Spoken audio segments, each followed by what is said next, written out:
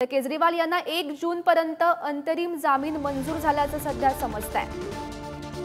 महत्त्वाची बातमी आपण पाहतोय।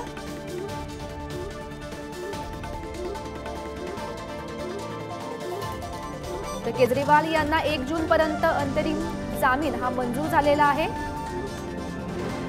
आज जी सुनावणी पार पडली त्यात हा निर्णय झाल्याचं समोर येत आहे आणि केजरीवालांना हा मोठा दिलासा म्हणावा लागेल आणि केजरीवाल यांना 1 जून पर्यंत अंतरिम जामीन मंजूर झाल्याचं सध्या समजतंय। आताच्या घडीची सर्वात मोठी आणि महत्त्वाची बातमी आपण पाहतोय।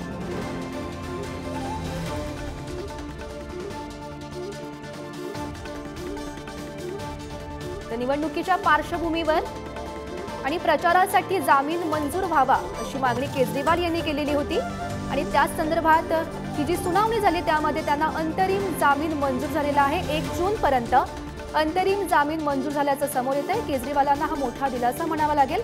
आताची सर्वात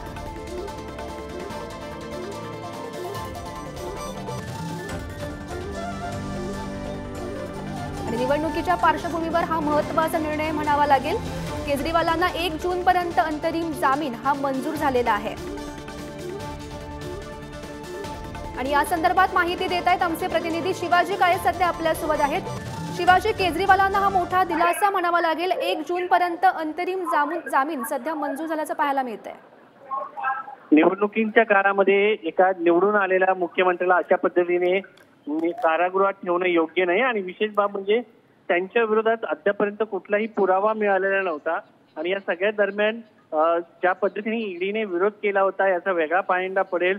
अनेक अशा पद्धतीची राजकीय व्यक्ती त्यांच्यावरती गुन्हे आहेत असे व्यक्ती देखील आत आहेत आणि त्यांना जर अशा पद्धतीने निवडणुकीच्या काळामध्ये प्रचारासाठी सोडलं तर एक वेगळा पायंडा पडेल। कारण सर्वोच्च न्यायालयाचा जो निर्णय असतो तो बेंचमार्क असतो, देशातील इतर न्यायालयाला देखील तो कायद्याप्रमाणे मान्य केला जातो। मात्र या सगळ्या प्रकरणामध्ये अरविंद केजरीवाल यांना जेव्हा अटक झाली तेव्हा अरविंद केजरीवाल यांच्या विरोधात कोणताही पुरावा नव्हता, त्याच्या अगोदर कुठलीही गुन्हेगारी पार्श्वभूमी त्यांच्या विरोधात नव्हती, तरी त्यांना ही अटक करण्यात आली असा युक्तिवाद जो होता तो अरविंद केजरीवाल यांच्याकडनं करण्यात आला होता। सगळ्यात महत्त्वाचं म्हणजे आज 1 जून पर्यंत या सगळ्या प्रकरणामध्ये अरविंद केजरीवाल यांना जामीन मंजूर झालेला आहे आणि हा सगळ्यात मोठा दिलासा। तर आपल्यासोबत बोलण्यासाठी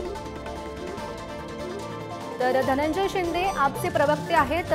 धनंजय जी, मोठा हा केजरीवालांना दिलासा म्हणावा लागेल। 1 जून पर्यंत अंतरिम जामीन मंजूर झालाय।